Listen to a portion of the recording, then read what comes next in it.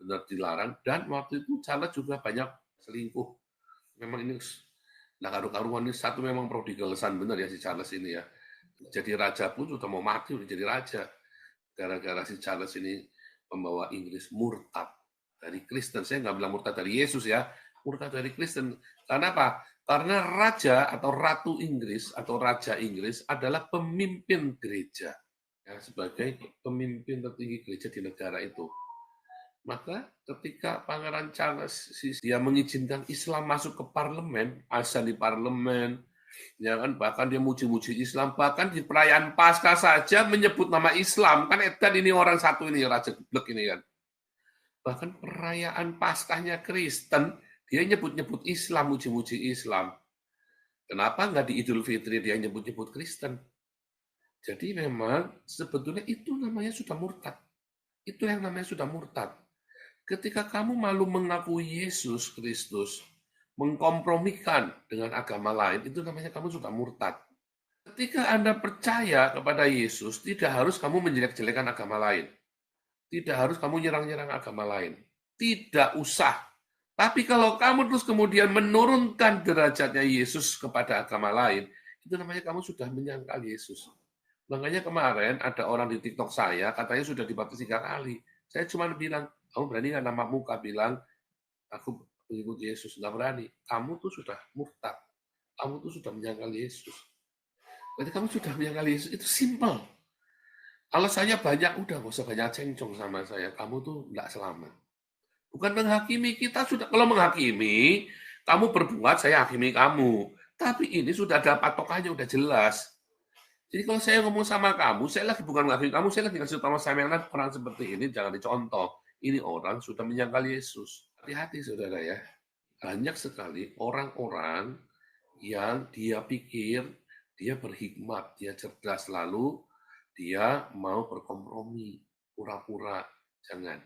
Karena ya penyangkalan kepada Tuhan Yesus itu, ya kamu akan dibikin setipis mungkin. Kamu nggak berasa, tapi gerejamu sebenarnya sudah menyangkal Yesus. Hati-hati, karena di akhir zaman ini kegagalan Islam begitu nyata. Islam itu sampai akhir zaman pun gagal, ya. Lalu kenapa Pak Islam nanti bisa menguasai dunia? Ya hanya dengan kekerasan, termasuk meres si pangeran Charles ini dengan pembunuhannya Diana. Sehingga mau nggak mau Charles harus terima Islam.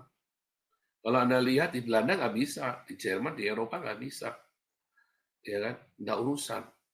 Bahkan kemarin demo ya, nggak boleh toa masjid suruh dicopot ya di Den Haag.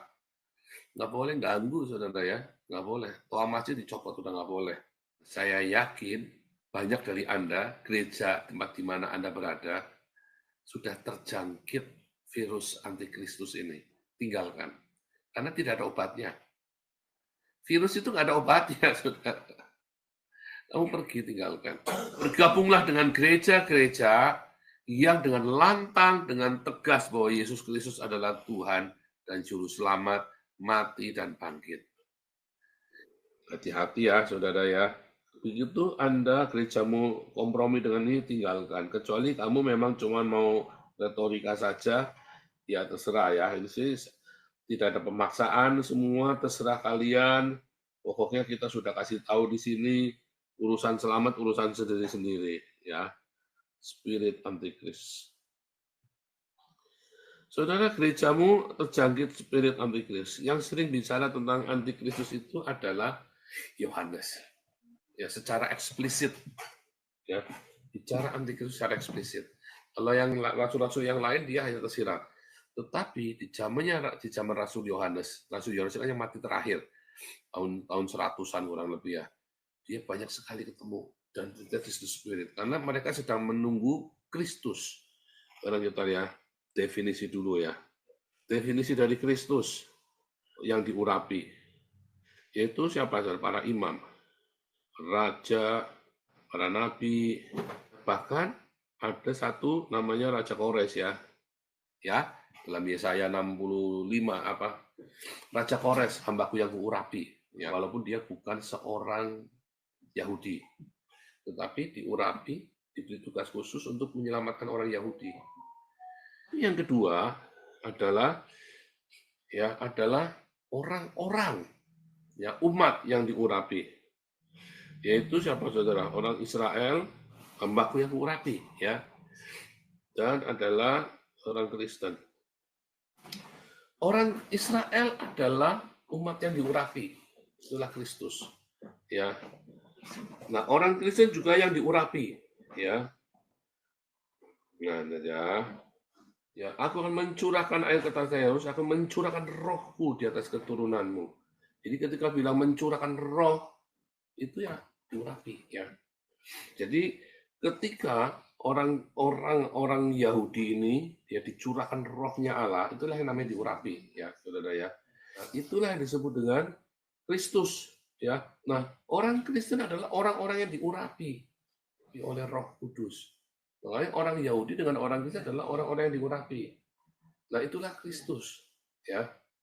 Lalu, saudara, tentu saja Yesus. Yesus yang disebut Kristus. Ya, 3. Mengapa Yesus yang disebut Kristus yang disebut diurapi? Ya, karena Yesus kan nggak pernah diurapi pakai minyak, sama seperti raja-raja kan diurapi pakai minyak, Daud diurapi pakai minyak. Tetapi Yohanes melihat Roh Kudus turun atas Yesus seperti burung merpati. Nah, itu yang namanya diurapi itu. Makanya Yesus yang disebut Kristus itu yang diurapi. Diurapi oleh Roh Kudus. Kenapa? Karena orang kalau sudah dikasih minyak kepalanya, maka Roh Kudus turun atas dia. Itu yang dimaksud dengan Kristus. Itu yang dimaksud dengan Mesias yang diurapi. Ini penting ya, 3. Jadi 1, para imam, raja, nabi, termasuk Kores, ya itu yang diurapi.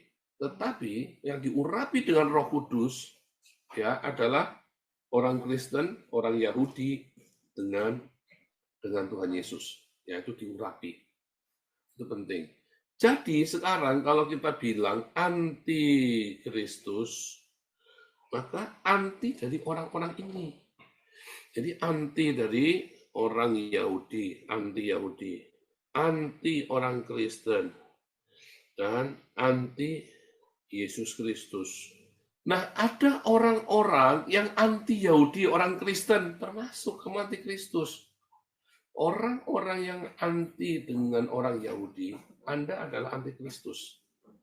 Hati-hati ya, saudara. Anda ngaku-ngaku, tapi Anda antisemit, Anda anti Kristus loh. Ya, Anda yang mengaku-ngaku Kristen, tapi kamu anti Yahudi, kamu itu anti Kristen, anti Kristus. Ada anti orang-orang Kristen, orang-orang Yahudi waktu itu anti dengan orang Kristen. Mereka juga anti Kristus. Kan sama saja anti dari orang yang diurapi kan. Satu-satunya kelompok mazhab yang disebut sesat oleh Yesus adalah orang Saduki. Bukan orang Eseni. Ada orang Eseni kan, ada orang Farisi. Mereka semua ini disebut ahli Taurat ya. Ahli Taurat. Ya, Saduki, Eseni, Farisi. Nah, ini Farisi inilah jadi kelompok dalam kelompok ini ya, Sanhedrin ya. 70 penatua. Ya, ada para imam dan Lewi, nah, dan rabai, para rabai. Mereka semua disebut rabai ya. Nah, saudara, para Saduki ini adalah keturunannya Imam Zadok. Tapi entah mengapa, saya juga belum mempelajarinya, kenapa ujuk-ujuk mereka lalu jadi anti dengan kebangkitan orang mati. Ya. Dan orang Eseni enggak, orang Farisi tidak, Imam dan Lewi tidak. Tapi para Saduki di zaman Yesus menjadi imam. Ya. Menjadi salah satu imam di sana, itu masalahnya. Wah, itu bahaya sekali itu ya.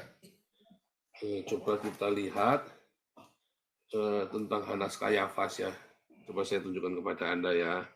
Josephus, Jesus, John the Baptist, Jesus Islam ya ini ya. Ya ini ya, lihat ya. The younger Ananus ini Hanas ya, who as we have said had been appointed to the high priesthood. Ya, was raised in the temple, unusually daring. He followed the school of the Sadducees, who are indeed more heartless than any of the other Jews. Ya, dialah yang memerintahkan juga ya pembunuhan saudaranya Yesus ya. Yang sebelah kanan ya, Ananus the high priest has James the brother of Jesus stoned. Dia kayak memerintahkan suruh saudara Yakobus saudara Yesus dirajam pakai batu. Hanas dan Kayafas itu kan mertua sama menantu. Mereka jadi imam besar. Nah, kalau Anda lihat, imam besar di zaman Yesus itu adalah orang Saduki. Ini buktinya ini ya, orang imam besar di zaman Yesus. Lalu kita lihat para pengikut imam besar. Orang Saduki, lihat ya, akhirnya mulailah imam besar dan pengikut-pengikutnya. Siapa pengikut dari imam besar? Mazhab Saduki. Ya. Itulah bukti bahwa yang menjadi kroni para imam besar ini adalah orang-orang Saduki. Makanya ketika Yesus bangkit, maka imam besar ini ngomong sama para pengawal. Kamu bilang bahwa Yesus mayatnya dicuri oleh muridnya. Karena mereka tidak percaya kebangkitan orang mati. Teologi mereka itu tidak menerima kebangkitan orang mati. Teologi kebangkitan orang mati ini sangat penting. Makanya satu-satunya mazhab yang dikatai kamu sesat itu adalah mazhab Saduki. Satu-satunya yang dikatai sesat itu hanya mazhab Saduki. Jadi imam besar dan pengikutnya adalah mazhab Saduki. Sudah jelas ya. Imamnya juga orang Saduki, para pengikutnya juga orang-orang Saduki. Di zaman Yesus, ya, yang dikatai sesat, Yesus tidak ngatai ahli Taurat sesat, nggak mungkin karena dia sendiri ahli Taurat. Dia tidak mengatai orang Farisi sesat, karena pengikutnya banyak orang Farisi, Nikodemus, Yusuf Arimatea, itu orang Farisi ya, malah Nikodemus dan Yusuf Arimatea adalah anggota Sanhedrin, 70 tua-tua. Kalau Anda melihat Nabi dari Galilea ya. Lihat ya. Maka penjaga-penjaga pergi kepada imam-imam kepala. Ingat siapa yang berkuasa saat itu para imam? Orang Saduki. Ya. Dan orang Farisi berkata pada mereka, "Mengapa kamu tidak membawanya?" Jawab penjaga-penjaga itu, "Belum pernah seorang manusia berkata seperti orang itu." Jawab orang Farisi, "Adakah kamu juga disesatkan? Adakah seorang di antara pemimpin ini adalah orang Sanhedrin yang dimaksud, yang percaya kepadanya atau seorang di antara orang Farisi? Tetapi orang banyak ini tidak mengenal hukum Taurat, terkutuklah mereka." Nikodemus, nah ini ya, seorang dari mereka, anggota Sanhedrin, berkata kepada mereka, "Apakah hukum Taurat kita menghukum seorang sebelum ia didengar dan sebelum orang mengetahui apa yang telah dibuatnya? Apakah engkau juga orang Galilea? Selidikilah kitab suci, engkau akan tahu bahwa tidak ada nabi yang datang dari Galilea." Ya. Jadi Nikodemus ya, waktu itu dia adalah anggota Sanhedrin. Dia membela Yesus. Ya, bahkan Yesus ketika dimakamkan di makamnya Yusuf Arimatea, seorang Sanhedrin. Kalau dibilang pemimpin itu, pemimpin umat itu berarti Sanhedrin, ya saudara ya, 70 pemimpin. Ya, jadi itu buktinya. Prinsipnya adalah tidak percaya kebangkitan orang mati. Ya, kita buka di dalam Markus. Ini ya, pertanyaan orang Saduki. Datanglah pada Yesus orang Saduki bahwa tidak ada kebangkitan. Mereka bertanya padanya, "Guru, Musa menurunkan perintah ini untuk kita." Lihat ya, jawab Yesus pada mereka, "Kamu sesat, justru karena kamu tidak mengerti kitab suci maupun kuasa Allah." Satu-satunya yang dikatai sesat ini hanya orang Saduki. Sebab apabila orang bangkit dari antara orang mati, orang tidak kawin dan tidak dikawinkan, melainkan hidup seperti malaikat di surga. Nah, kemudian ada cerita Lazarus, ya, pengemis bernama Lazarus dan orang kaya. Lihat di situ, orang kaya itu mati lalu dikubur. Ia menderita sengsara dalam Hades ya, bukan neraka. Hades, bukan Gehenna. Lalu ia memandang ke atas dan dari jauh dilihatnya Abraham, Lazarus duduk di pangkuannya. Ia berseru, Bapak Abraham, kasihanilah aku, suruhlah Lazarus supaya menunjukkan ujung jarinya ke dalam air, menunjukkan lidahku. Abraham berkata, anak, ingatlah bahwa engkau telah menerima segala yang baik waktu hidupmu, sedangkan Lazarus segala yang buruk. Intinya, si orang kaya ini minta pada Abraham, aku minta kepadamu, Bapa, supaya engkau menyuruh dia ke rumah ayahku. Sebab masih ada 5 orang saudaraku, supaya ia memperingati mereka dengan sungguh-sungguh agar mereka jangan masuk kelak ke dalam tempat penderitaan ini. Tetapi, kata Abraham, ada pada mereka kesaksian Musa dan para nabi. Baiklah mereka mendengar kesaksian itu, tidak Bapak Abraham, tetapi jika ada seorang yang datang dari antara orang mati kepada mereka, mereka akan bertobat. Kata Abraham padanya, jika mereka tidak mendengar kesaksian Musa, ya, dan para nabi, mereka juga tidak akan mau diyakinkan sekalipun oleh seorang yang bangkit dari antara orang mati. Ya, sekalipun orang yang bangkit dari antara orang mati. Jika ada seorang yang datang dari antara orang mati kepada mereka, mereka akan bertobat. Karena apa? Karena mereka tidak percaya orang mati bangkit. Ya kan? Bapak Abraham menjawab, sekalipun ada orang mati bangkit, mereka nggak akan percaya. Karena mereka dasarnya udah nggak percaya dengan kebangkitan orang mati.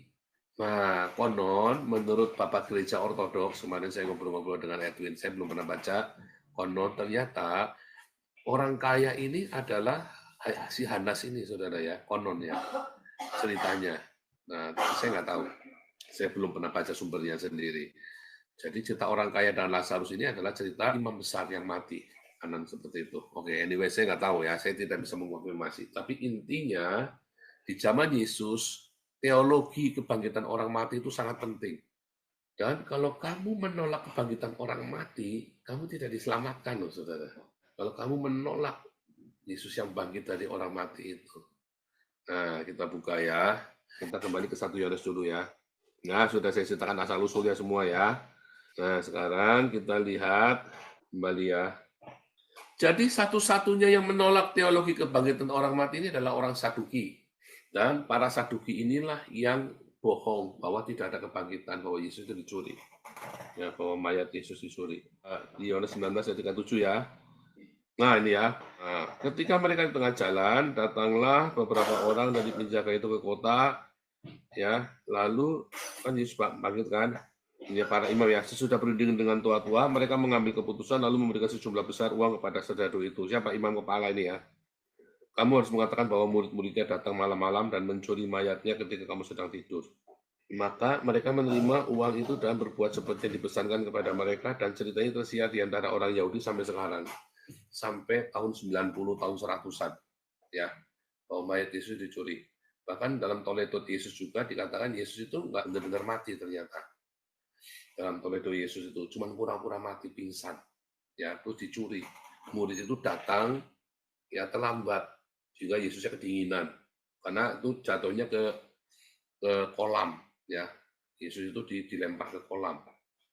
Nah itu sebenarnya lagi cerita Yudas. Jadi mereka bingung dengan segala macam cerita itu, banyak sekali cerita yang beredar. Intinya Yesus tidak dibangkitkan intinya.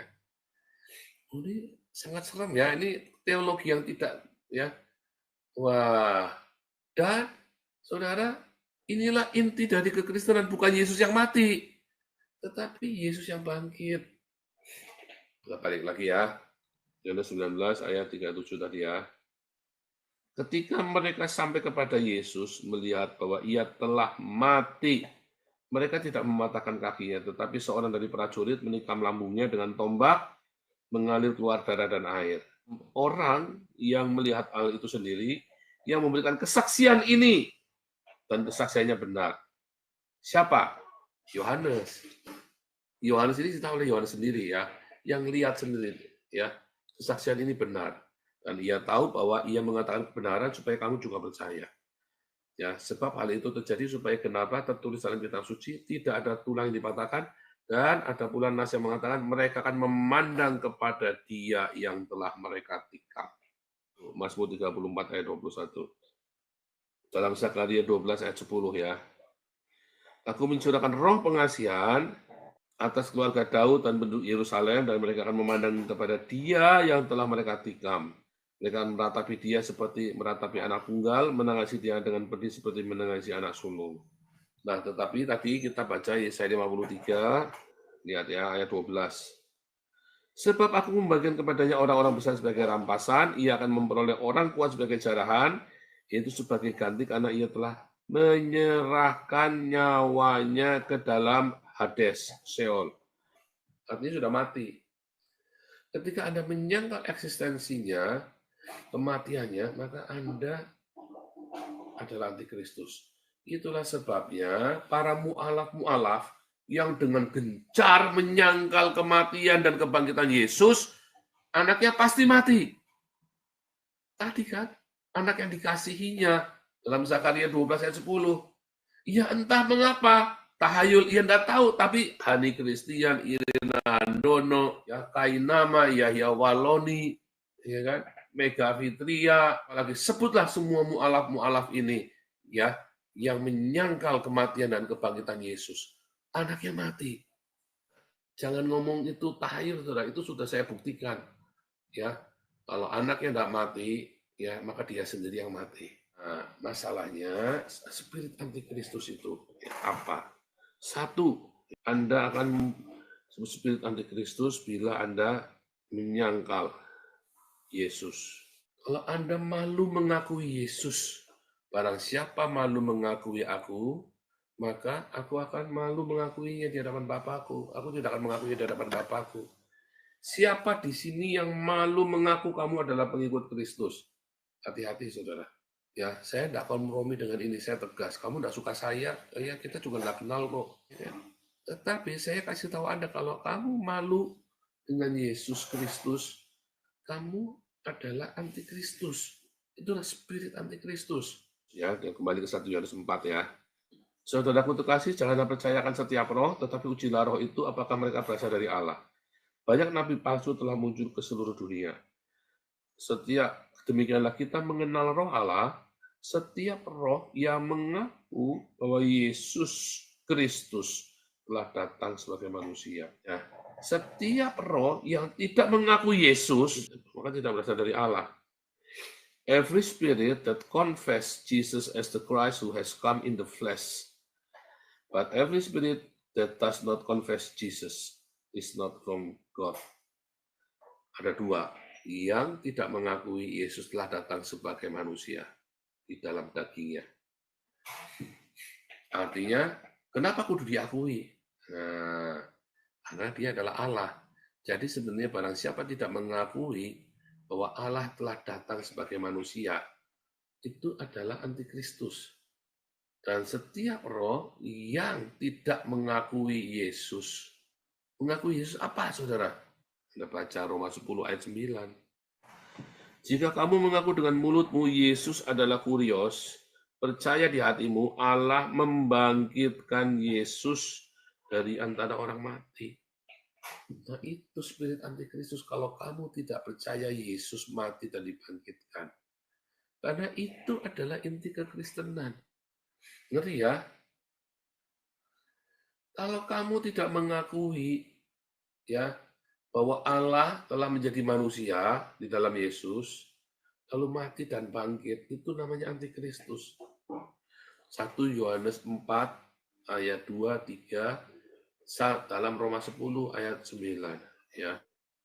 Barang siapa tidak mengakui Yesus adalah kurios dan tidak percaya bahwa Allah membangkitkan dia dari orang mati, dia adalah antikristus. Di dalam Islam, Yesus tidak mati dan tidak dibangkitkan. Bagaimana cara Islam merusak Eropa dan Amerika? Dirusak perekonomiannya, dirusak politiknya, dirusak semuanya. Dengan apa? Dengan humanisme. Humanisme yang meninggalkan Yesus. Ya, jadi Anda humanis, Anda pluralis. Tapi jangan lupa, Anda harus selalu sebut Yesus adalah Tuhan dan Juru Selamat. Di dalam 1 Yohanes 14, kami melihat bersaksi bahwa asyhadu anna Aku bersaksi bahwa Bapa mengutus Yesus sebagai juru selamat. Ketika kamu berkata syahadatnya Islam, asyhadu anna la ilaha illallah Muhammad Rasulullah, kamu berarti menyangkal Yesus adalah juru selamat. Loh, Islam mengakui Yesus juru selamat, Pak, tapi hanya juru selamat Israel saja. Yang juru selamat dunia, rahmatan lil alamin adalah Muhammad. Dunia, saudara. Ya, salah, saudara. Kalau kamu hanya mengakui Yesus adalah juru selamat Israel saja, maka kamu adalah antikristus. Bahkan Gus Dur saja mengakui Yesus juru selamat dunia. Lalu kamu malu. Banyak orang-orang dari timur, barat, selatan, ya, malah jadi anak-anaknya. Tapi kamu malah dibuang. Gus Dur itu malah masuk surga. Karena dia mengakui Yesus Kristus adalah juru selamat dunia. Jangan sampai kamu goyah, jangan sampai malu mengakuinya. Ini harga mati, saudara.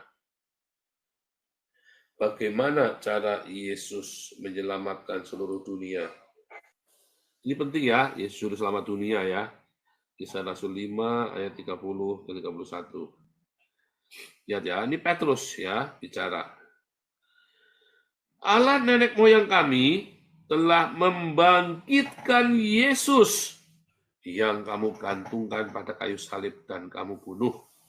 Dialah yang telah ditinggikan oleh Allah sendiri dengan tangan kanannya menjadi pemimpin dan juru selamat. Karena dia ngomongnya sama Israel, jadi supaya Israel bertobat.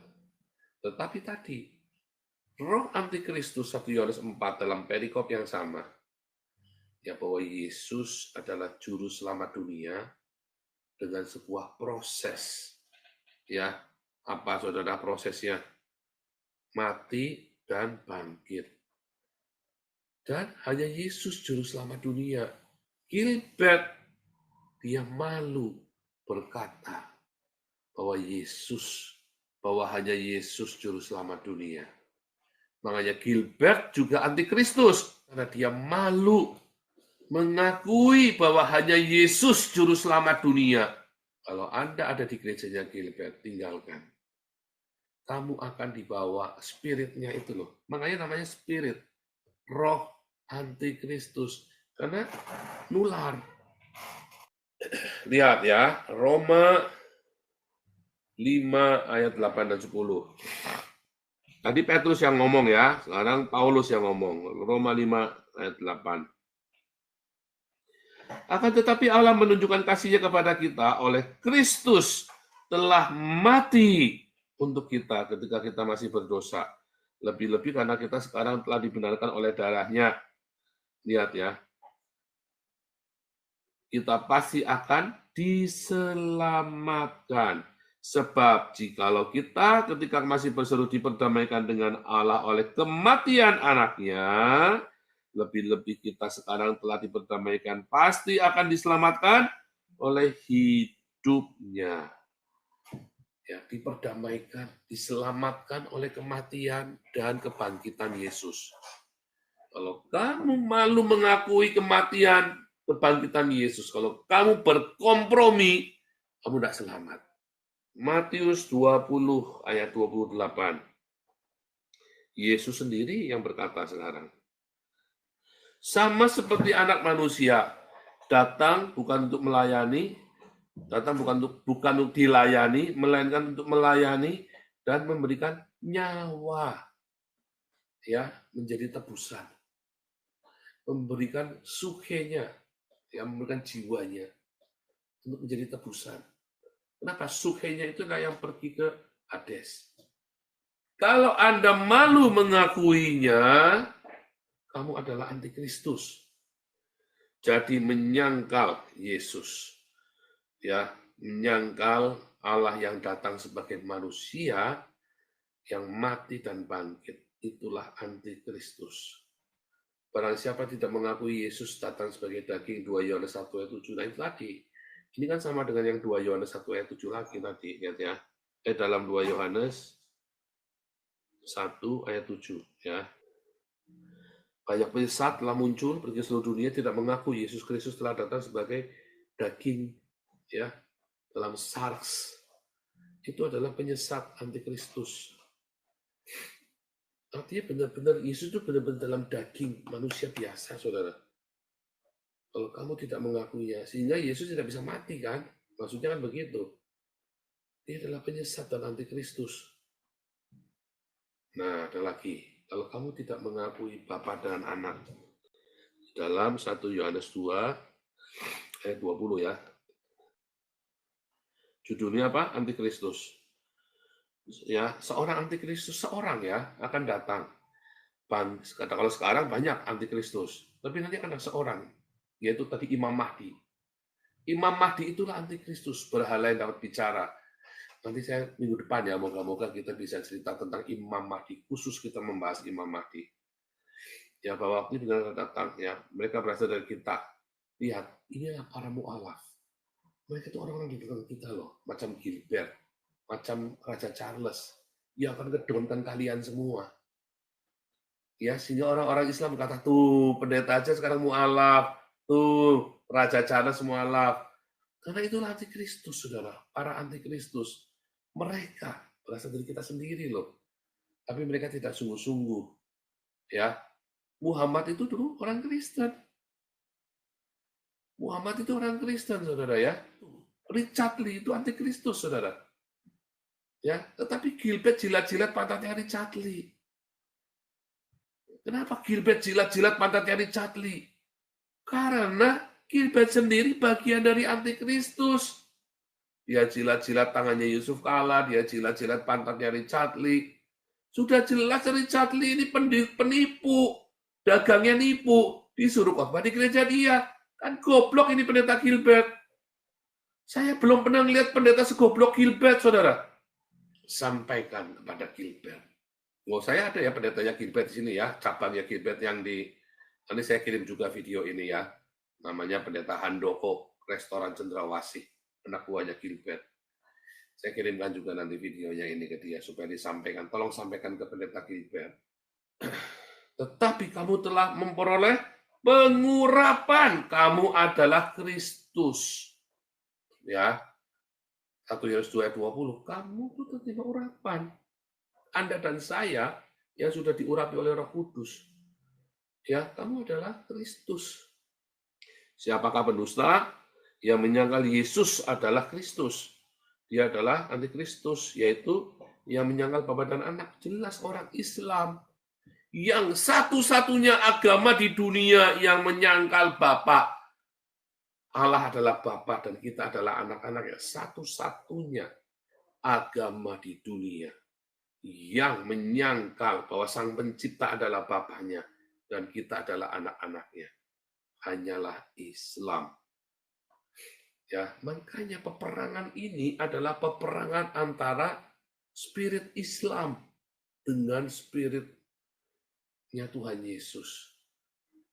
Kristus melawan antikristus. Itulah makanya perang yang paling dahsyat di dunia ini adalah perang Kristen melawan Islam, perang Yahudi melawan Islam. Dan satu-satunya yang dibenci oleh Islam hanyalah orang Yahudi dan orang Kristen. Kenapa enggak orang Buddha, orang Hindu? Banyak sekali orang Hindu ya di zaman itu. Islam banyak berinteraksi dengan orang Buddha dan orang Hindu ya, dengan orang-orang Mongolia, tetapi mereka tidak benci. Yang mereka benci hanya orang Kristen dan orang Yahudi sampai dengan hari ini. Peperangan bagi mereka targetnya adalah orang Kristen dengan orang Yahudi. Jadi satu-satunya menyangkal bahwa Allah adalah Bapa itu Islam. Ya, orang Islam tidak ada satupun orang Islam di dalam Al-Quran, di dalam hadis maupun orang Islam yang masih hidup yang berkata bahwa aku adalah anak Allah. Tidak ada. Karena Allah tidak beranak dan tidak diperanakan. Makanya tidak ada teologi Bapa dan Anak di dalam Islam. Jadi antikris adalah penyangkalan Bapa dan Anak. Hanya Islam. Ini adalah Islam. Dalam Al-Ikhlas ayat yang ketiga. Sesungguhnya Allah tidak beranak dan tidak diperanakan. Hati-hati saudara ya. Sebarkan berita ini. Dua ini penting. Islam adalah antikristus. Jangan kompromi. Akibatnya kan karena apa saudara? Karena ketakutan. Dalam hal inilah kasih Allah sempurna dalam kita. Jika kita punya keberanian percaya pada hari penghakiman, di dalam kasih tidak ada ketakutan. Kasih yang sempurna melenyapkan ketakutan, sebab ketakutan mengandung hukuman. Barang siapa takut ia tidak sempurna di dalam kasih, kita mengasihi karena Allah telah lebih dahulu mengasihi kita. Nah, jika aku mengasihi Allah dan membenci saudaranya, ia adalah pendusta. Itu kayak Gilbert ya, dia ngatain saya anak setan. Ya, dia benci kepada saudaranya. Dia jilat-jilat tangannya Yusuf Kala, dia jilat-jilat pantatnya Richard Lee. Tapi dia tidak pernah minta maaf sama saya, saudara. Karena dia tidak mengasihi saudaranya yang sesama pengikut Yesus. Ya, bahkan berbulan-bulan dia mencaci maki saya, saudara ya. Berbulan-bulan, dan itu menjadi keuntungan buat saya. Kenapa donaturnya Gilbert pada pindah ke kita? Ya kan? Saudara, ini hati-hati saya ngomong dengan amat sangat tegas ya, bahwa Gilbert adalah antikristus. Sampaikan, saudara, supaya dia selamat. Jemaatnya Gilbert, sampaikan. Supaya Gilbert selamat. Hati-hati Gilbert, kamu udah kompromi. Kamu sudah kompromi dengan antikristus. Bahkan kamu masukkan antikristus khotbah di gerejamu kepada anak-anak mudamu, kepada generasi mudamu.